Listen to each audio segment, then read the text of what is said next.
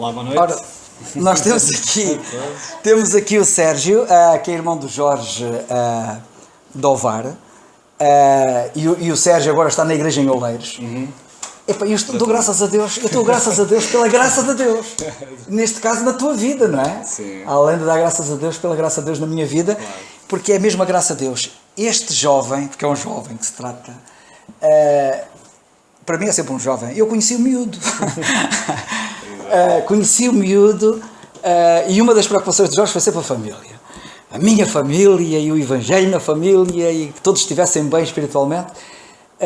Bem, eu não vou dizer nada, vou deixar que o Sérgio nos conte, nos dê o testemunho dele, da vida dele. Mas eu queria que estivesses aqui perto. Eu também fazes parte desse testemunho. Então vá lá, força aí. Eu comecei muito novo a frequentar a Igreja Evangélica de Ovar, na escola dominical, por intermédio de uma vizinha que me levou lá, a vizinha de cima, que era a Rosa Maria, e comecei a aprender, pronto, com as minhas limitações, que era muito, muito novo, mas também comecei a dar testemunho em minha casa.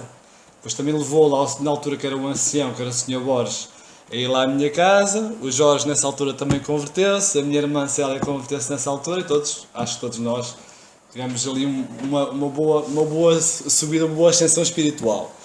Depois, entretanto, pronto, nos acabamentos bíblicos, conheci o Carlos Oliveira. Isto para dizer o quê? Que uma vez ele disse uma coisa que eu nunca mais me esqueci, que foi muito importante para eu estar aqui agora presente. Foi assim: Deus precisa de ti. Disse-me estas palavras e aquilo ficou-me gravado naquele momento e eu nunca mais me esqueci destas palavras.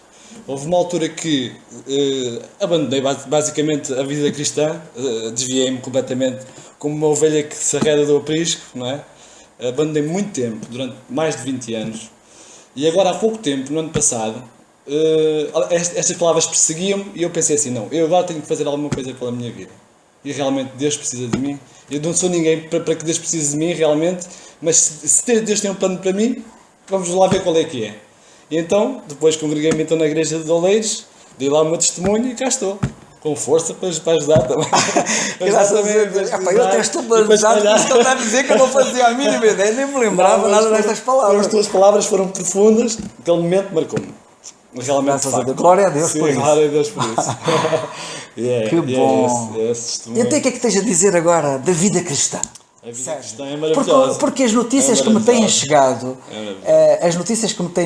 particularmente do nosso irmão Amadeu, são as melhores notícias. Eu tenho ouvido coisas tão boas a teu respeito e da manifestação da graça de Deus na tua vida nestes últimos meses, já de um ano, ou coisa que vai. É um crescendo em termos, em todos os aspectos da minha vida. Aspectos espirituais, aspectos de relação familiar, tem sido um crescendo, uma coisa, uma bênção mesmo muito grande, em todos os aspectos. E esse sorriso diz-me tudo. Graças a Deus, é sério. Eu vejo aí a graça de Deus mesmo até no teu sorriso. E o facto de ter vindo aqui também era para te ver. Eu gostava muito de te ver. Gostava muito de te ver, porque realmente marcaste-me nessa altura. Olha, mas graças a Deus, porque eu não sou nada. Essa tua maneira de estar também marcou-me a minha vida. É por isso que eu gostava de estar contigo. Que bom. Louvado seja o Senhor por tudo Louvado isto. seja Deus. Tá bom. E até agora diz uma coisa: tu tens ali a tua esposa. A minha esposa. Que eu não conhecia. Eu tive o prazer de a ver agora, que ainda nem a conheço. Mas Jennifer. Tem o nome de origem francês, nasceu em França, veio cá para Portugal. É filha de pais portugueses. Veio cá para Portugal aos 10 anos. Mas entretanto também acabou por me conhecer, não é? E também já deu testemunho na igreja de Oleiros. Também é crente no Senhor Jesus Cristo. Também. Que bom! E participamos. Vocês têm filhos? Da ceia do Senhor. Sim, temos um filho, o Dário. Dário? Temos aqui um Dário na igreja. Por acaso está connosco no parque de campismo, mas não o trouxemos porque, por outros motivos. Então, e ele que idade é que tem? Também é membro da igreja de São Pai de Oleiros. Também tem o teu filho? Sim. Não. Já teve? Tem ido, pronto. Não há escola dominical, ele vai connosco às reuniões. Estamos a ensiná-lo. Mas ele tem que idade? Tem 2 anos e meio. Estava a ver se já tinhas um filho. Aí com os 20 anos, eu estava já a ficar. Está bem, sim senhor, com 2 anos e meio. O Dário, olha que o Senhor vos dê muita sabedoria e graça para o criar e nos caminhos do Senhor. E é com esse intuito, claro. Graças a Deus. Sim, senhor. E conta lá mais coisas, Sérgio. da tua vida cristã agora. Também teve a ver um bocado com o nascimento, portanto, o nascimento do Dário também antecedeu esta situação também. Também queria lhe dar alguma coisa, sentia-me afastado, não sabia como é que havia de comunicar, como é que havia de fazer aproximar de Deus, não é? Também isso também mexeu comigo, tudo junto, essa Graças bola a de Deus. neve, não é? Mesmo o Dário tem sido uma bênção para mim também no dia a dia, não é? Também tem sido uma coisa muito Olha, boa. uma coisa, Sérgio, uma coisa que tem-me abençoado também nesse aspecto, no aspecto do filho que me deu. e é uma responsabilidade, além do privilégio que tens, naturalmente, é também uma grande responsabilidade, naturalmente. Mas olha uma coisa, eu ouvi bem, eu acho que percebi bem, quando falei com o Amadeu fala-me sempre esfuziantemente a teu respeito, do bom testemunho e da alegria que ele sente e tem ao ter-te lá. Mas se eu percebi bem, tu tens uma grande paixão pelas escrituras e estudar as escrituras, não é? Sim. Fala lá um bocadinho acerca disso. É assim, estudo regularmente, né? Todos os dias leio, leio 1, 2, 3, 4 capítulos, perco mais vezes um bocado até à meia-noite e tal a estudar, a gente sabe, todos os dias, basicamente, e tem sido uma descoberta infindável, né? Também tem sido, para mim, cada vez que leio, descubro coisas novas, tem sido uma coisa espetacular, muito bom mesmo, em todos os aspectos.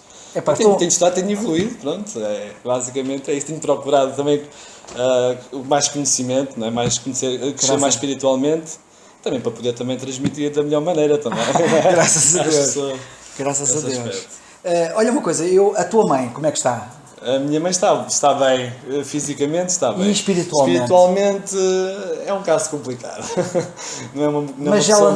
Mas ela é aberta ao Evangelho e ela foi muitas vezes ouvir a palavra de Deus, ela nunca deu o passo, nunca se converteu verdadeiramente. Nunca disse, pelo menos, que se converteu. Nunca se acredita. Mas e vocês não têm conseguido levar aos cultos agora, de alguma maneira? Ultimamente já temos conseguido mais um bocadinho. Foi ao congresso de Ovar.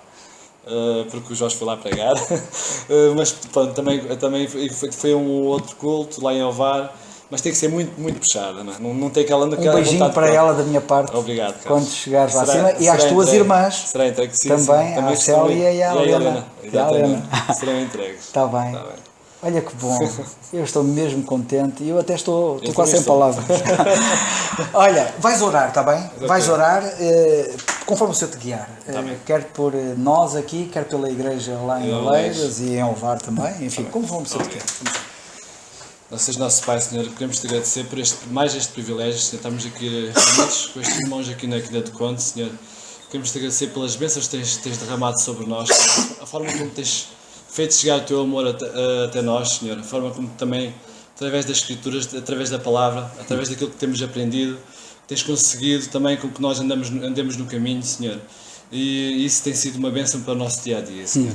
Queremos-te pedir para estes irmãos também, Senhor, que continuem a dar bom testemunho, quer aqui na igreja, quer lá fora, Senhor, porque também possam ser uma luz para aqueles que não te temem, Senhor, que possa ser uma luz para aqueles que não acreditam, Senhor, que também possam chegar a Ti de alguma forma, Senhor. Queremos pedir também pelos irmãos, os outros irmãos que estão reunidos no dia de hoje, Senhor, também possas ser com eles, possas também enchê-los com as Tuas bênçãos, com o Teu amor, Senhor, com a Tua graça, que lhes dês corações entendidos e sábios também para perceber a Tua palavra, Senhor, para poder interpretar da melhor maneira, Senhor. Queremos te agradecer assim isto tudo em nome do Senhor Jesus Cristo. Amém. Graças a Deus. Eu peço agora ao Jorge para vir aqui à frente e que traga... Obrigado, Sérgio, pelo teu testemunho. Foi uma bênção, pela graça de Deus. Eu peço ao Jorge então para vir com a sua guitarra.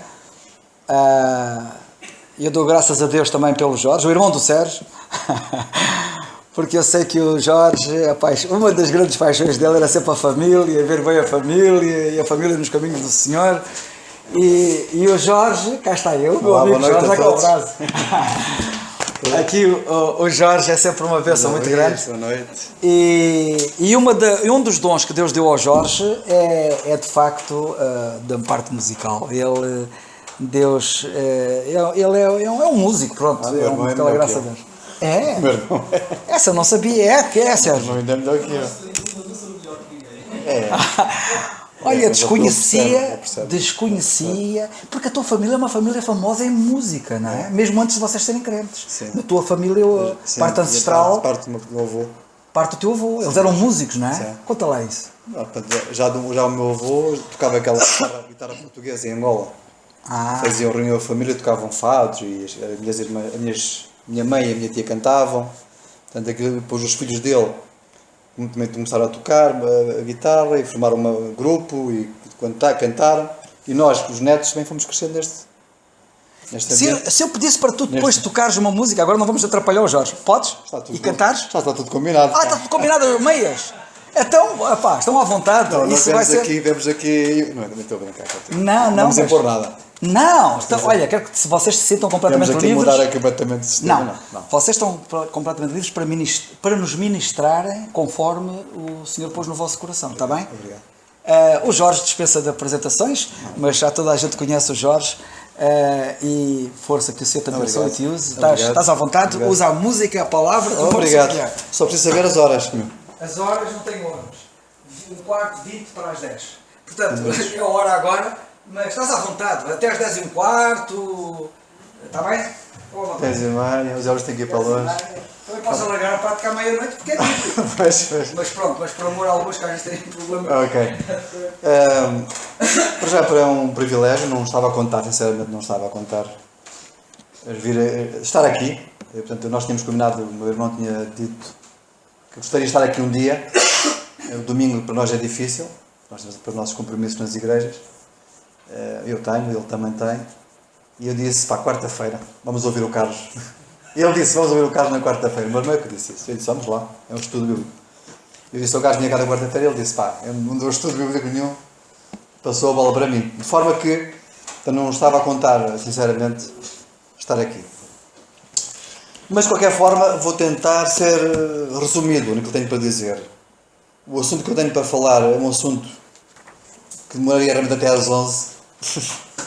Mas eu vou abreviar. Vou abreviar. Portanto, foi um assunto que eu falei ainda há muito pouco tempo. Falei em Alvar há muito pouco tempo no Congresso. E calhou-me a mim o tema do arrebatamento. Eu na altura achei um tema... O arrebatamento. Mas pus-me a refletir bem a sério. E realmente gostei do tema que me calhou. Jorge, sim. Diz.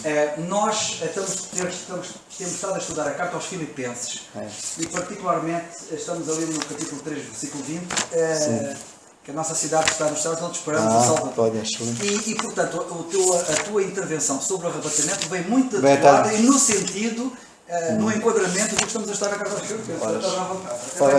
Vai vir uma calhar. Ora, excelente. Então vamos a Filipenses, capítulo 4. Que exatamente tenho muito gosto em ver ali o pai do David, Manel. Muito gosto em vê-lo ali. Já não o via também há muitos anos. E os Elvis também. Este já vejo mais a miúdo. E também, então queria ler Licenses, capítulo 4, uma passagem muito conhecida, versículo 13 a 18, não é? Estes versículos rapidamente. Vou tentar fazer o que fiz no Congresso, que eles disseram, tens 25 minutos para falar tudo. Foi o que eu fiz. Carlos, estás lá? Podes ler no instante? Sim. Filipenses 4, 13 a 18. Filipenses não, desculpem. Primeiro é São Licenses. Desculpem. Ok. São Licenses 4, 13 a 18.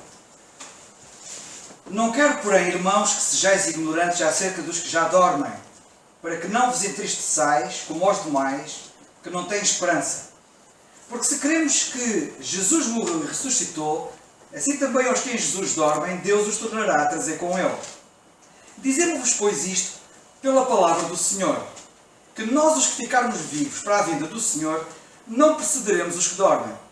Porque o mesmo Senhor descerá do céu com alarido, e com voz de arcanjo, e com a trombeta de Deus, e os que morreram em Cristo ressuscitarão primeiro.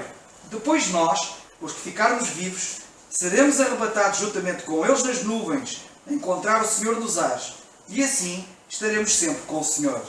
Portanto, consolai-vos uns aos outros com estas palavras. Que o Senhor nos abençoe pela sua palavra. Queria abordar o assunto do arrebatamento, quando me calhou, como eu disse, quando me deram o tempo. Eu pensei assim, como é que eu vou falar deste assunto, que é um assunto que nós já ouvimos várias vezes, já lemos em revistas, temos conhecimento, etc. E eu pensei, como é que vou abordar isto de forma que não seja o normal que as pessoas ouvem? E então resolvi abordar de uma forma, de um ponto de vista diferente. Não do ponto de vista do crente que espera o Senhor Jesus, como é que ele deve andar, como se deve comportar, a expectativa em que deve viver, mas queria falar do arrebatamento sobre o ponto de vista de cima, isto é, a glória do Senhor Jesus no arrebatamento. Portanto, queria ver do prisma de cima para baixo, e não de baixo para cima. Nós esperamos o Senhor Jesus, não é? Estamos à espera dele, e eu queria falar dele a vir buscar a igreja.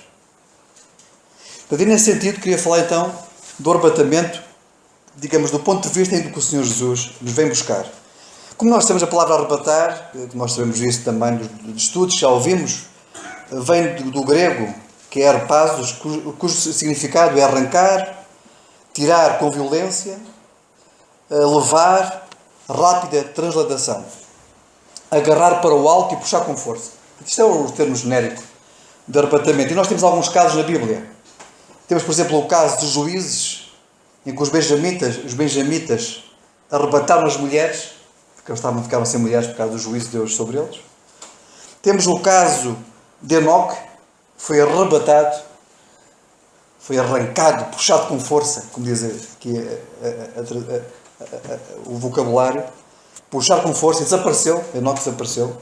Não creio, eu falei com o meu irmão isso ontem, não creio que Enoque fosse para um outro lado, porque Deus para si o tomou. Enoque foi para a presença de Deus, em espírito, creio eu, não em corpo. Temos o caso de Elias, também foi trasladado, não creio aí com uma visão de Eliseu de um carro de fogo, nós temos para os céus. Também não creio que Elias fosse em corpo, não pode, o corpo humano não pode herdar o céu, mas em espírito ele foi levado para a presença de Deus.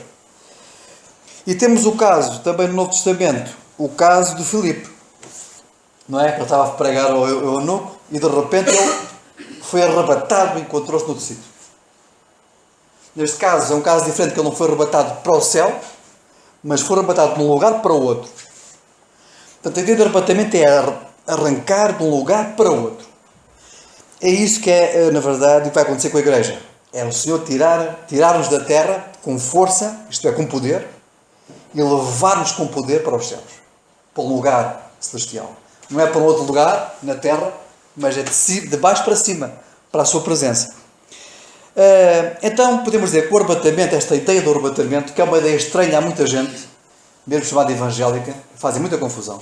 Eu estive a ler um pouco e a consultar na internet sobre o tema e fazem uma tremenda confusão. E muitos baseiam muito da doutrina do arrebatamento nos evangelhos. Vão buscar muito da doutrina do arrebatamento. Então vão buscar, por exemplo, versículos clássicos de Deus será levado uma e deixado a outra, etc. Portanto, e vão buscar muito ali as moradas, para o meu pai vou parar o lugar, etc. Fazem uma tremenda confusão do arrebatamento, quando o arrebatamento, claramente, é uma revelação do Senhor Jesus a Paulo. Portanto, já aqui começamos a ver, do ponto de vista de cima, o Senhor Jesus a Paulo. Não é Paulo que diz ao Senhor, revela-me o arrebatamento. Mas o Senhor diz, eu vou-te revelar o arrebatamento. Isto é, Paulo tem da parte de Cristo a revelação total do todo da graça, do todo o programa da graça, mas especialmente deste assunto. Foi o Senhor Jesus que lhe deu assim a origem do arrebatamento, não é a origem humana, não é uma origem de um homem, de um pensador, de Paulo ou qualquer outro, mas é divina. As pessoas quando se põem a pensar, mas como é que vai ser isso? O que é isso? Não nos esqueçamos que foi a mente de Deus que concebeu isto. Foi o Senhor que concebeu o arrebatamento. E como vai se dar e a forma como vai se dar, tudo o que se vai dar sobre o arrebatamento, todo o acontecimento, as consequências e tudo que vai ser depois disso, é tudo obra divina. Portanto, não temos nada de humano. Então podemos dizer que a origem do arrebatamento é divina e uma revelação direta de Cristo a Paulo. Visto que em Coríntios 15, 51, ele disse, eis-vos digo um mistério. Portanto, não há nada para trás de Paulo, isto agora nos Evangelhos, em que possamos falar de arrebatamento. Não há nada, dizer rigorosamente nada. Nem no Apocalipse. Também há muitos versículos no Apocalipse que eles dizem, eis que cedo venho, então nós devemos esperar o Senhor. Não. Nem no Apocalipse, nem nos Evangelhos, mesmo em Atos não se vê nada dali, qualquer revelação, mas em Coríntios e em São Licenses, temos claramente revelado que é um mistério, e eis que vos digo um mistério. Os irmãos sabem isto, não estou a repetir, não estou a dizer nada de novo. Só estou a lembrar. A autoridade do arrebatamento. Qual é a autoridade? É sem dúvida alguma a palavra de Deus. Ele diz aqui, no capítulo 4, lemos aqui no versículo 4, capítulo 4, versículo 15, 4:15. Dizemos-vos, pois, isto pela palavra do Senhor. Dizemos, pois, isto pela palavra do Senhor. A autoridade que sustenta o arrebatamento, a autoridade suprema, é a palavra de Deus. Dizemos pela palavra do Senhor. Paulo podia dizer assim: digo-vos isto pela minha palavra. Por aquilo que o Senhor me deu a mim, vou-vos dar a vós. Também é verdade. Mas ele diz isto: eu digo-vos pela palavra de Deus. A autoridade do arrebatamento. E podemos dizer, quando Deus fala e quando Deus diz alguma coisa, não há meias palavras. É uma autoridade final. E neste caso, o que Deus diz sobre este assunto, é que não se pode questionar. O que Deus diz vai-se cumprir porque Ele disse. Eu gosto daquelas palavras de antigamente dos profetas, quando Deus diziam peso da palavra do Senhor. Peso. Isto é, aquilo que o Senhor dizia tinha um impacto na vida do povo e iria-se cumprir. Tinha poder e as pessoas que ouviam tinham reverência, o peso da palavra do Senhor. Então temos aqui que, na verdade, a palavra do Senhor deve ter este peso nos crentes. Peso, reverência, respeito, temor. E então podemos dizer que a palavra, a autoridade suprema é a palavra de Deus. Terceiro, o fundamento. Qual é o fundamento do arrebatamento? Diz aqui no versículo 14: porque se cremos que Jesus morreu e ressuscitou, assim também aos que em Jesus dormem, Deus tornará a trazer com Ele. Porque se cremos que Jesus morreu e ressuscitou. Então qual é o fundamento do arrebatamento? Qual é o fundamento? Cremos que Jesus morreu e ressuscitou. É esse o fundamento. A morte, a ressurreição do Senhor Jesus aos céus, é a base do arrebatamento. Se cremos nisso, cremos que Ele morreu, cremos que Ele ressuscitou, então cremos que Ele voltará. É base. E não vai falhar, não é? Porque é tão certo como ele viveu, é tão certo como Ele morreu, é tão certo como Ele ressuscitou, é tão certo como Ele venha. Como Ele vem. Portanto, é a mesma coisa, não há diferenças. Porque as pessoas classificam assim: Ele veio, Ele morreu, mas não vem, não volta. Mentira. Assim como Ele morreu, ressuscitou, Ele vem. Da mesma maneira. Com a mesma certeza. Então o motivo, sem dúvida alguma, que é a ressurreição do Senhor Jesus. Isto porquê? O motivo para tornar os crentes sábios. Diz ele mais um pouco abaixo, diz ele: depois nós, os que ficarmos vivos, seremos arrebatados juntamente com eles nas nuvens, encontrar o Senhor nos ares, e assim estaremos sempre com o Senhor. Mas não é este versículo que eu queria. O versículo 13: não quer, porém, irmãos, que sejais ignorantes, cá está, tornar os crentes sábios quanto a este assunto. Não quero que sejais ignorantes acerca dos que já dormem, agora, para que não vos entristeçais. Porquê? Como os demais não têm esperança. Realmente o motivo do arrebatamento é tornar o crente sábio, esclarecido, não ignorante, mas ser diferente dos outros. Não seres como os demais. Como é que os outros vivem?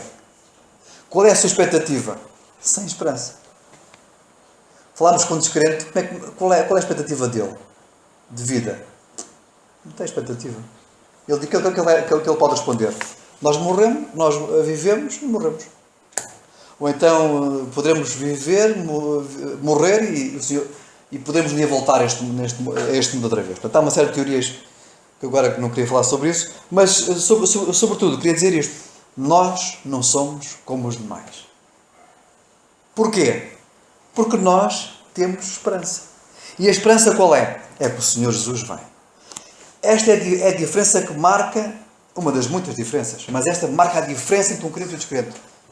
Cristo vem. Ele vem para me levar para si mesmo. O descrente não tem conhecimento sequer disto. Uma vez falei com uma testemunha de Jeová sobre este assunto e eles nem sequer têm conhecimento disto. Então, mas falem-me, e o arrebatamento, o que é que vocês dizem? Eles nem sequer sabem o que é isso. Nem sabem explicar isto. É completamente uma coisa em ignorância total.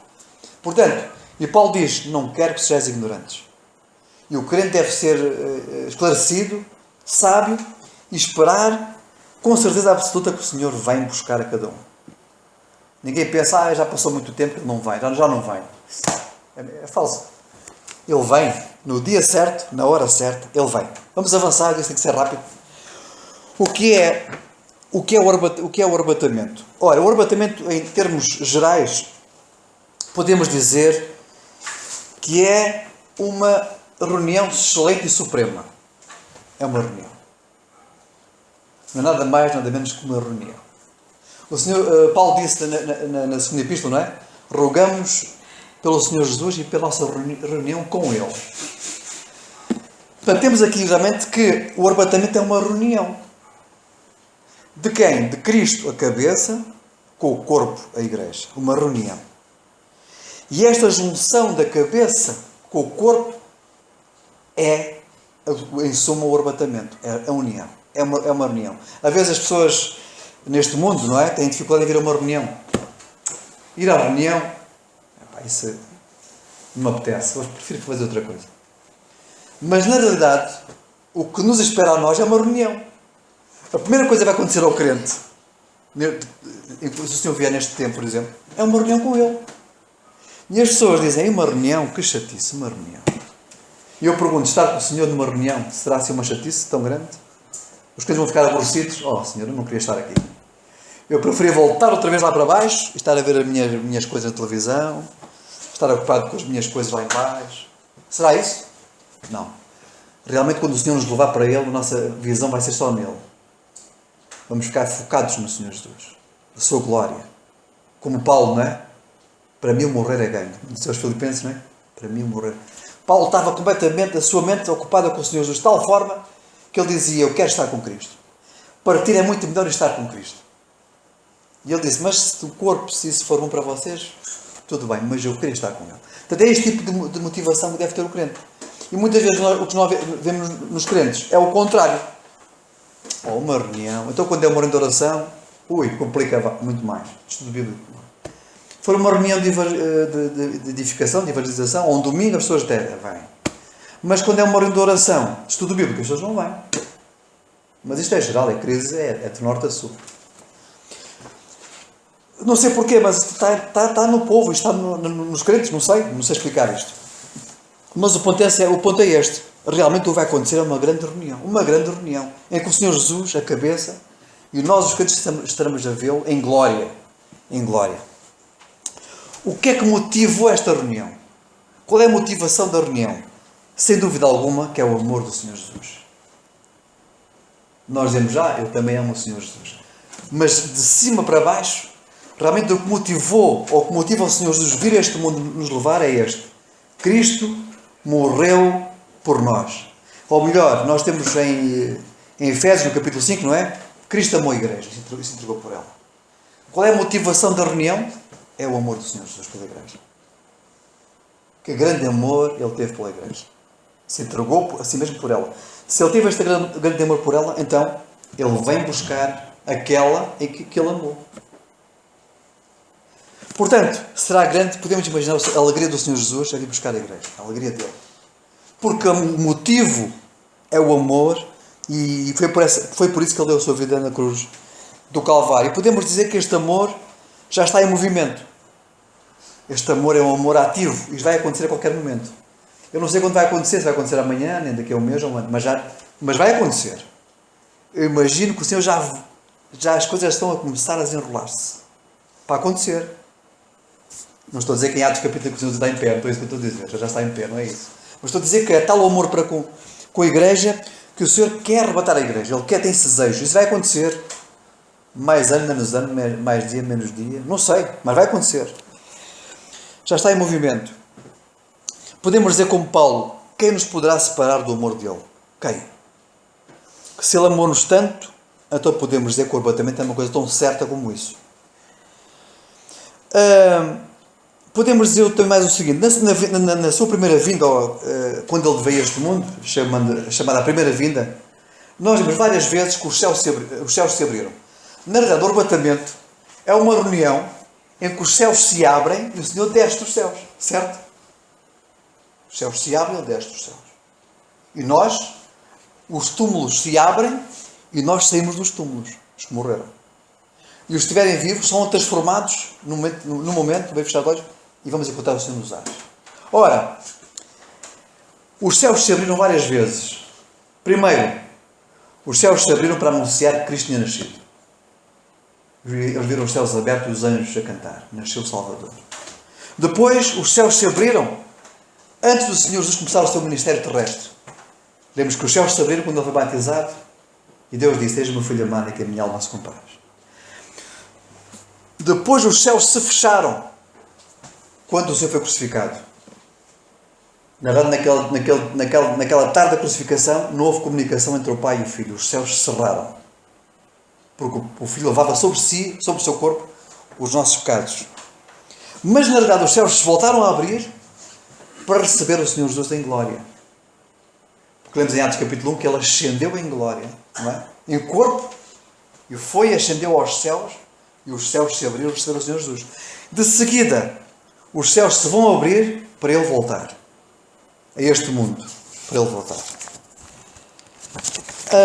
Eu queria avançar aqui uma parte que não vou falar das diferenças que há entre a vida do Senhor para Israel, vocês sabem isso de cor e salteado, estou certo disso, mas queria apenas dizer aqui um aspecto. Paulo, quando fala aqui no arrebatamento, Paulo diz isto: o mesmo Senhor descerá do céu. Eu gosto da expressão que aparece aqui, que é o mesmo Senhor. O mesmo. Gosto dessa expressão. O mesmo Senhor. Quem é que desce do céu? Quem é esse que vem a descer do céu? Quem é ele? O mesmo Senhor que amou Paulo. O mesmo Senhor que salvou Paulo. O mesmo Senhor que lhe deu o ministério da graça, não é? O Evangelho da graça e todo o ministério para esta dispensação. O mesmo Senhor. O mesmo Senhor que pregou, não é?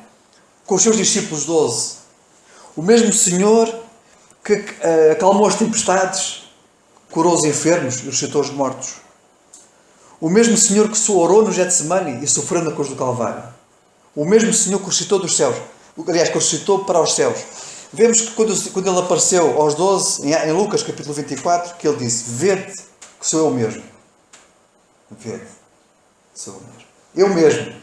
O mesmo Senhor que ressuscitou e trazia nos pés e nas mãos as marcas dos pregos. Eu mesmo. Não é outro. Não é um espírito. Ele disse: não vedes que eu não sou um espírito, mas sou eu mesmo. Minha presença ali. Eu mesmo. O mesmo Senhor. O mesmo Senhor que enviou Pedro à casa de Israel para o Evangelho do Arrependimento, em Atos capítulo 2. E o mesmo Senhor que enviou depois Pedro aos gentios, a Cornélio. O mesmo Senhor. O mesmo Senhor que de seguida chama Paulo e lhe dá o Evangelho da Graça. E o mesmo Senhor que andou com Paulo, e Paulo disse: Ele me confortou e me fortaleceu. Ele disse: todos me desampararam, mas ele disse: o Senhor esteve comigo. O mesmo Senhor. Esse Senhor que Paulo tinha essa relação íntima com ele, que andou com ele, ele disse: é esse. É o mesmo que vem dos céus à terra. Podemos dizer que o mesmo que ama a igreja e que diz em Efésios capítulo 5 que a alimenta e sustenta. Que nos sustenta, como o Carlos falou, nos sustenta. Estamos aqui hoje. Tantos anos depois, no acampamento, ele falou aqui, o que Sérgio falou, no acampamento que ele ouviu há tantos anos atrás, e o Carlos está aqui ainda, tantos anos depois. Porquê que ele está aqui? Pela graça de Deus. Senão não estávamos aqui, nenhum de nós estava aqui. Passados 30, 40, 50 anos, não estávamos aqui. Nenhum de nós estava aqui. Aliás, muitos já ficaram pelo caminho, não é? Já ficaram pelo caminho. Mas a graça de Deus nos tem sustentado, nos tem sustido. E muitos que regressam, e como o caso do Sérgio, de outros, que vão, depois voltam, é porque a graça de Deus tocou-lhes de alguma forma. E eles voltaram. Quando ninguém regressa, é mau sinal. Isso é um mau indício. Poderá ser indício que a pessoa não nasceu de novo. É por isso que ele perguntou: e bem, e a tua mãe? Pois não sei. Porque ela tem interesse e gosta, mas nunca diz, nunca assumiu e nunca teve um testemunho, nunca percebe. E acontece isso com a vossa família, certamente com outras pessoas. E a hora avança rapidamente, é a hora que não para. Portanto, quanto a isto, podemos dizer que o mesmo Senhor descerá dos céus. Como é que ele vai descer do céu? Como vai descer do céu? Ele vai descer do céu como aquele que venceu na cruz do Calvário. Isto é, Ele não vem como um senhor qualquer. Ele vem como um senhor vitorioso. Vem como um grande vencedor. Na realidade, na cruz do Calvário, ele conseguiu uma estupenda vitória sobre a morte, sobre o diabo que nós temos, sobre o pecado. É nessa qualidade que ele vem como vitorioso para nós, para a igreja, como vitorioso. Então lemos aqui a expressão, vem com alarido. Alarido significa, como nós sabemos, alto clamor, grito de guerra, não é? Voz de comando. É isso. Ele vem vitorioso. Voz de comando é alguém que está à frente, não é? E comanda e dá ordem e as coisas acontecem, não é? Numa batalha, nunca estive na tropa, o Carlos ainda anda lá na tropa, não é? Voz de comando tem que haver uma voz de comando na tropa, não é, Carlos? Dá ordem e as coisas têm que arrancar. O comandante dá ordem, não é? Depois passa nas várias... na hierarquia e a tropa tem que se movimentar. Voz de comando. Realmente o que vai acontecer é quando o Senhor descer dos céus, com a sua voz, a voz dele, com a sua palavra, ele dirá uma palavra apenas, não vai estar a fazer nada muito tempo, ele vai dizer uma palavra e os túmulos vão se abrir. Não pensemos que ele vai estar ali muito tempo ali a fazer uma coisa que vai demorar tempo, não? Aquilo será uma palavra, como ele fazia, por exemplo, sai Lázaro. Lázaro saiu para fora. Ele dirá uma palavra e os mortos ressuscitarão todos. Então temos aqui o quê? Uma voz de comando, poder, para dizer às pessoas, saiam dos túmulos, não é? Saiam dos túmulos. Voz de comando. Notemos que o Senhor Jesus, quando andou neste mundo, muitas vezes ouvimos este tipo de expressões. E ele bradou com alta voz. Por exemplo, ele disse, pôs-se no meio da festa e falou e pregou no meio da festa com alta voz, com brado. Porque a minha voz é fraquita, não tenho voz. Mas o Senhor, quando falava, a voz dele ecoava, uma voz poderosa no meio da multidão. Ele também na cruz disse, clamou com alta voz, tenho sede, não é? Tenho sede. E então, quando ele estava a dar a sua vida, ele disse, Deus meu, por que me desamparaste? Num alto brado. Lemos ali, num alto brado, quer dizer, um grito alto, que as pessoas ficaram todas admiradas ali. Quem é que falou? Quem falou? Foi dar o poder da voz do Senhor Jesus, que na realidade isso impressionou as pessoas que estavam ali à volta, porque ele falou com poder. Portanto, é esse poder dessa voz que vai movimentar e vai dar origem a este acontecimento extraordinário. Também vemos que é com voz de arcanjo, isto é, a voz do Senhor Jesus é a voz de Deus, é a voz de poder. A voz de arcanjo é a voz, vemos em Apocalipse, que ali vemos isto, a voz de Deus é a voz com muitas águas, não é? O poder da voz de Deus é extraordinário, é grande. E a voz do Senhor Jesus, podemos dizer que é a voz de Deus, que estremece os céus. Quando Deus falava no Monte Sinai e dava a lei, e ouvia-se a voz, o monte estremecia. E as pessoas estavam apavoradas. Na realidade, a voz do Senhor Jesus é a voz de Deus. É a voz de arcanjo, que estremece os céus. É o poder da sua palavra. Em terceiro lugar, trombeta de Deus. Trombeta de Deus, podemos dizer que é o toque que precede a batalha. Ou precede a batalha. O toque. Não é? Qualquer guerra, antes de dar uma batalha, antigamente, estou a falar antigamente, não sei como é que é agora, moderno, um sistema sofisticado, recente, mas antigamente havia as trombetas, não é? E quando havia o toque da trombeta, as tropas deslocavam-se para o local de combate. O toque da trombeta. Portanto, a trombeta significa que vai haver guerra. Vai haver batalha. Portanto, eu não defendo muito a ideia de que quando o Senhor vier vai haver uma batalha nos céus, com os anjos desce com os anjos, não é? Os anjos bons e os anjos de Satanás, vai ali haver uma batalha e o Senhor está ali no meio e que vai haver... Não me inclino muito a respeito de quem pensa assim, mas não me inclino muito para isso.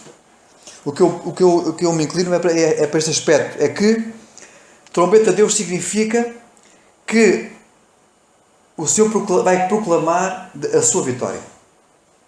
Isto é, a vitória está alcançada na cruz. Na realidade, o arrebatamento é apenas a primeira batalha, aliás, é a primeira vitória desta batalha. Visto que, em Coríntios lemos, o último inimigo é a morte. Mas a primeira batalha que se dá dos senhores com a morte é no arrebatamento. É a primeira batalha. A última é mais tarde. Portanto, o que é isto? O toque de trombeta é o toque do vitorioso que vem, sem dúvida alguma, para dizer, como dizem em Coríntios, onde está a morte, a tua vitória. Onde está a morte? Não é? Que diz em Coríntios, onde está, diz, eu vou citar rapidamente, o Carlos, podes ler no instante? Coríntios 15, né? Esse versículo. Hã? Talvez 51, 52. 51, 52, exatamente. Podes no instante ler? Diz assim. Não é 51, 52, perdão, isso é o do arrebatamento. Não. Onde está a morte? 25. 56. 55. Sim. Versículo 55. Onde está, ó morte, o teu aguilhão? Onde está o inferno, a tua vitória? Exatamente. E já agora é o seguinte também. Ora, o aguilhão da morte é o pecado, e a força do pecado é a lei, mas graças a Deus que nos dá a vitória por nosso Senhor Jesus Cristo. Exatamente, é isso. É a vitória sobre a morte. E esta é a primeira batalha da vitória. É o arrebatamento. Depois, há uma transformação do nosso corpo. O nosso corpo é transformado. Portanto, o nosso corpo, que é corpo, alma e espírito, é transformado e vai estar com o Senhor nos ares. Ora, não vai acontecer nada de diferente aqui. O nosso corpo não vai para um estágio de sonolência, de inatividade, não. O nosso corpo, que eu creio, e que é bíblico, nós morremos, o nosso espírito está com o Senhor, estamos nele, Paulo diz, estar com ele, e depois o nosso corpo vai se juntar ao espírito. Simplesmente isso. E vamos estar com o Senhor nos ares. Não há aqui mais nada de misterioso, na minha opinião. O que vamos fazer no céu? Última questão. Isso acaba às 10h15. O que vamos fazer no céu? O crente não vai para o céu para estar lá inativo. O crente vai para o céu para estar lá ativo. Porque há uma ideia corrente que as pessoas vão para o céu para estarem lá inativos. Oh, vão lá que o céu é uma seca. Estamos lá, o que se passa lá? Ora, o céu é um lugar de atividade. Onde há vida há atividade, não é? Não é um lugar de morte, é um lugar de vida. E onde há vida há atividade, há movimento, há louvor, há atividade. Ora, realmente o crente vai para o céu e vai para o lugar onde há atividade. Mas antes disso, ele passa por outro estágio, que é este. É o tribunal de Cristo. Portanto, logo a seguir ao arrebatamento, temos um aspecto importante para nós, muito importante para os crentes, que é o tribunal de Cristo. Como nós temos a palavra tribunal, tem duas ou três significados. Eu vou falar só dois significados. O primeiro é a plataforma do banco do juiz, onde ele sentava, o juiz sentava. Segundo, é o tribunal em que os juízes julgavam os atletas nos Jogos Olímpicos de Atenas. Na plataforma estavam os juízes que classificavam a prova. Essa que é a ideia de tribunal de Cristo, em que o Senhor Jesus vai recompensar os crentes, ou recompensar o crente, pela forma como ele viveu neste mundo. Ora, pode acontecer duas coisas.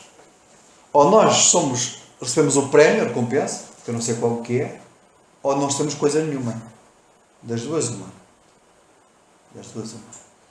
Então havia um atleta, que eu conto rapidamente, havia um atleta norte-americano que correu nos Jogos de 1900 e qualquer coisa, eu não sei de qual, mas sei que foi 1906, 9, não sei muito bem. Foi para mim, 1900 e qualquer coisa.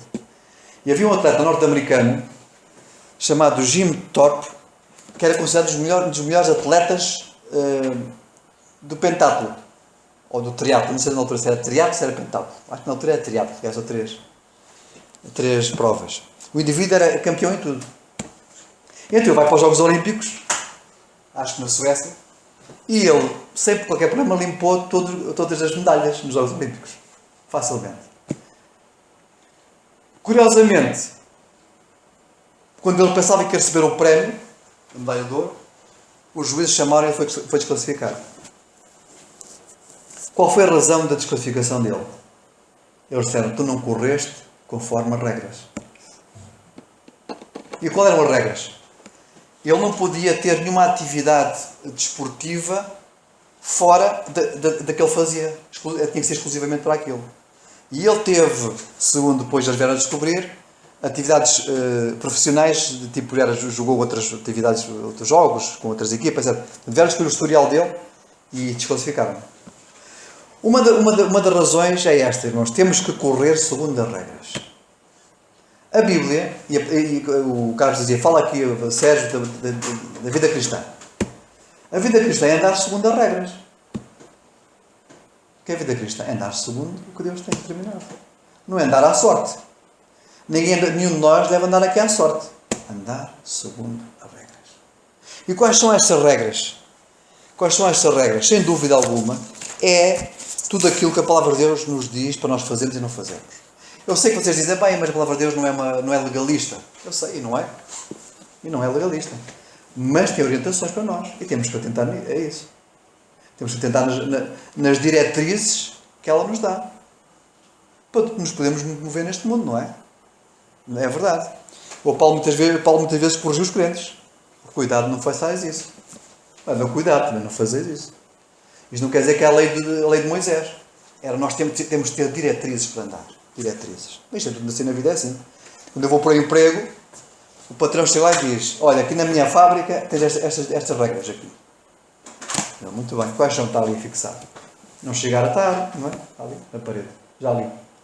Já viste quais são? São essas. Nas escrituras, na igreja é igual.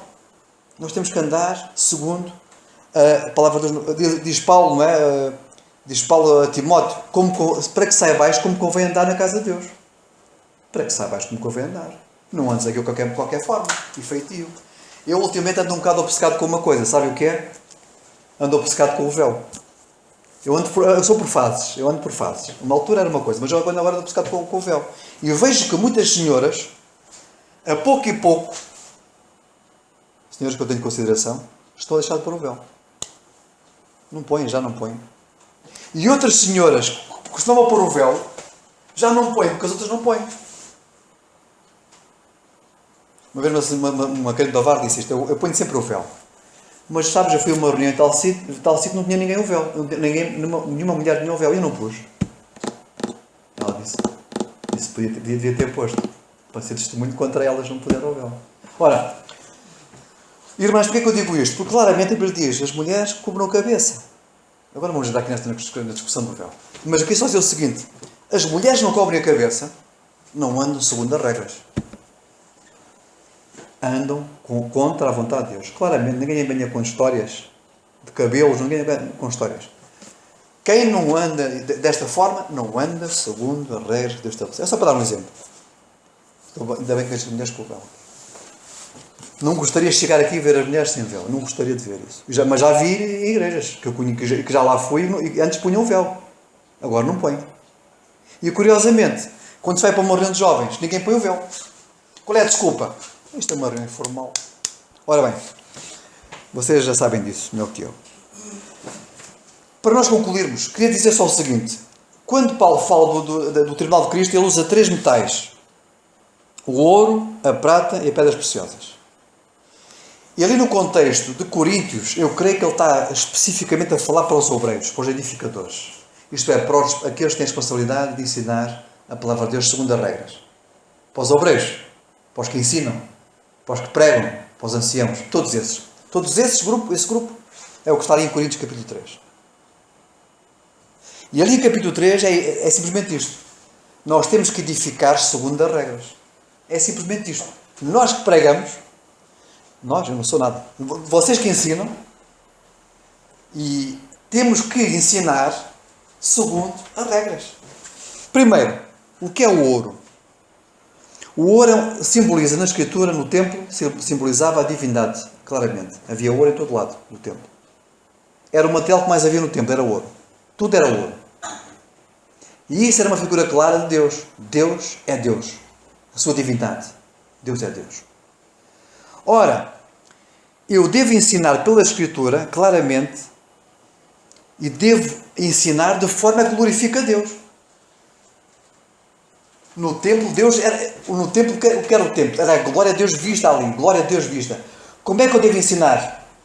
Para glorificar a Deus. E como é que eu glorifico a Deus no ensino? Ensinando conforme Paulo nos mandou ensinar.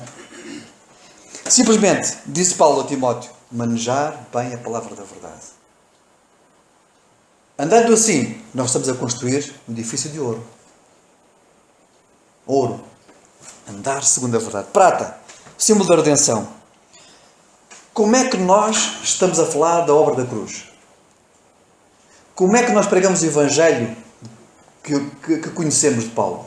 Melhor, que evangelho pregamos nós? É uma espécie de evangelho do reino com o evangelho da graça? É uma mistura dos dois? Uma mistura? Ou é o evangelho puro de Paulo? Salvação pela fé, pela graça. É isso que nós pregamos? Ou é uma mistura de arrependimento das obras e confissão e temos que fazer não sei o quê? É isso que nós pregamos? Cuidado com o evangelho que nós pregamos. Porque o evangelho que nós pregamos é o evangelho de salvação pela fé, pela graça de Deus. Diz Paulo, nós persuadimos os homens à fé pelo temor de Deus. O evangelho que nós pregamos, diz ele, aos Coríntios também, é o evangelho da reconciliação. É esse o evangelho que nós pregamos. E vocês pregam aqui, muito bem, aqui. Terceiro lugar, pedras preciosas. Era um símbolo do povo, não é? O sumo sacerdote tinha no seu peito um éfode em que levava 12 pedras preciosas de engaste. O que é que simbolizava? As 12 tribos de Israel. Ele levava no seu peito as 12 tribos de Israel. O simbolismo do povo. Irmãos, construir com pedras preciosas é ter cuidado dos outros. É ter cuidado do nosso povo. É ter cuidado uns dos outros. É ter cuidado da igreja. Na verdade, os responsáveis e toda a igreja, cada um de nós, devemos cuidar uns dos outros. Vocês dizem, isto é só um ancião. Não é. O ancião tem essa grande responsabilidade. Mas todos nós, diz Paulo, devemos atentar uns nos outros.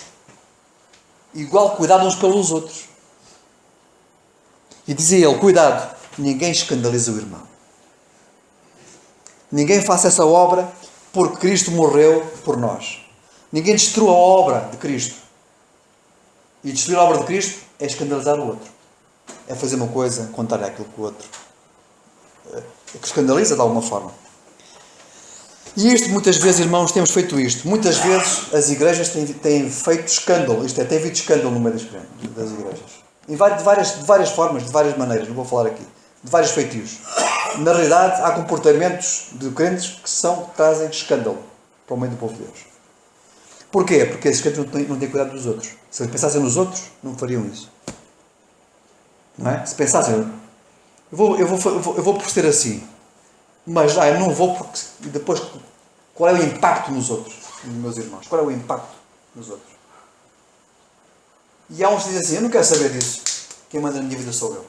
Quando um crente diz isso, eu é que comando a minha vida, eu é que sei, eu é que decido. É um crente que não conhece a graça de Deus. Claramente não conhece a graça de Deus. Só pensa nele próprio. Eu já vi expressões desta. Ninguém manda em mim. Eu é que decido. Eu é que faço. O quê? É assim na igreja? É assim que a igreja funciona? Eu é que faço. Eu é que decido. De forma alguma. Paulo diz, cuideis uns dos outros. Então, para terminar, a madeira simboliza o que nós fazemos na carne. A madeira simboliza o que fazemos na carne. Que era a madeira revestida a ouro, como nós vemos, não é? O ouro era o símbolo da divindade. A madeira é o símbolo da natureza. Podemos dizer que a madeira simboliza o que nós queremos fazer na nossa carne. Fazer, trabalhar, fazer para Deus. Coisas. Abundância de coisas. Muitas vezes não é segundo a sua vontade. O feno, ou a palha, simboliza o que devíamos ter feito e não fizemos nada. O Senhor vai dizer naquele dia, o que é que tu fizeste? Zero. Eu quis fazer, mas não fiz. Eu gostava de ter feito, mas não fiz nada. Não é? E podemos dizer o último. O feno, que significa que nós podemos fazer em quantidade, podemos fazer muita coisa, mas não passa obras da carne. Podemos fazer muita coisa. E ser considerados até os maiores crentes, os maiores obreiros. Mas muitas vezes isso é feito na nossa carne, para a nossa glória. Quando um crente diz, não diz, mas nós vemos que ele faz alguma coisa, é para atrair atenção para ele mesmo, podemos dizer que ele está a construir um edifício de palha, de feno e de madeira. Eu já vi expressões como esta. Eu quando preguei naquela noite, muitas almas se converteram por meu intermédio. Isso é claramente atrair atenção para ele próprio. Essa pessoa não vai receber recompensa. É só para dar um exemplo. O Senhor nos dê graça de nós esperarmos esse dia, mas não é só esperarmos o dia da glória do Senhor Jesus, da nossa glória também, mas a responsabilidade que isso atrai sobre nós. A responsabilidade que é como nós vivemos a vida cristã, como procedemos. Diz Pedro, não é? Que pessoa nos convencer? Aplicando. Que pessoa a nos convencer. Que o Senhor nos dê essa graça de sermos responsáveis. E sobretudo temos cuidado uns pelos outros.